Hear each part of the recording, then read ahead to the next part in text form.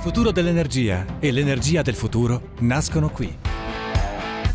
La Sardegna, dove a Terna fanno capo oltre 4.000 km di linee e 170 persone attive, è caratterizzata da flussi di energia rinnovabile sempre crescenti, più di qualunque altra regione. Negli ultimi 7 anni la capacità eolica è raddoppiata fino a circa 1000 MW. Quella fotovoltaica è cresciuta di 20 volte, a oltre 720 MW. Proprio per questo la Sardegna, con le sue competenze e la sua vocazione al cambiamento, è la terra d'elezione per una sperimentazione elettrica operativa unica. Negli ultimi tempi, negli ultimi 2 anni sono nate in Sardegna una serie di comitati contro la speculazione energetica, da quando sono sorte in tutte le parti dell'isola delle richieste ma anche delle installazioni di pale, no? di strutture eoliche e fotovoltaiche, perché tutto è dovuto all'avvio della transizione energetica per passare alla produzione dell'energia da fonti rinnovabili abbandonando il fossile, e su questo siamo tutti d'accordo, ma siamo d'accordo per una transizione energetica che sia ecologica, che ripristini i rapporti tra la natura, l'ambiente, la terra, che è sottoposta veramente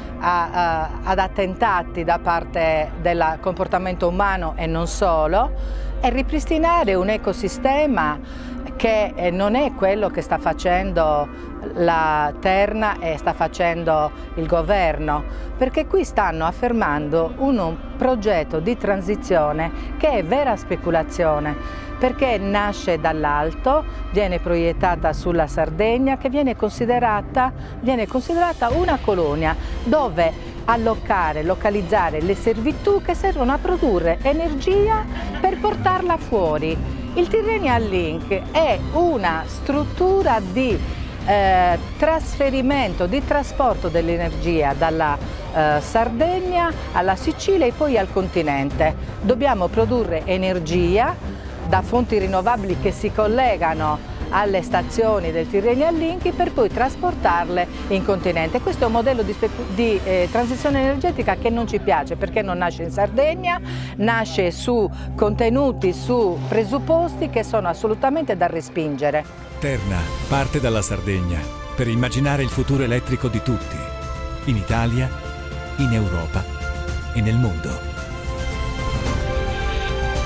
Sì, è davvero, diciamo, da una parte entusiasmante il fatto che le persone abbiano capito effettivamente qual è il problema, cioè siamo davanti a una scelta, quella di subire un'altra forma di speculazione economica che si risolve in una speculazione energetica, oppure scegliere noi qual è il nostro destino, quindi cosa dobbiamo fare sulla nostra terra, se siamo noi reali proprietari di questa terra. Ed è veramente, la lotta si sta inserendo in questo diciamo, ambito, quindi proprio nell'ambito dell'autodeterminazione. Siamo noi che dobbiamo scegliere cosa fare della nostra terra e cosa vogliamo per il nostro futuro.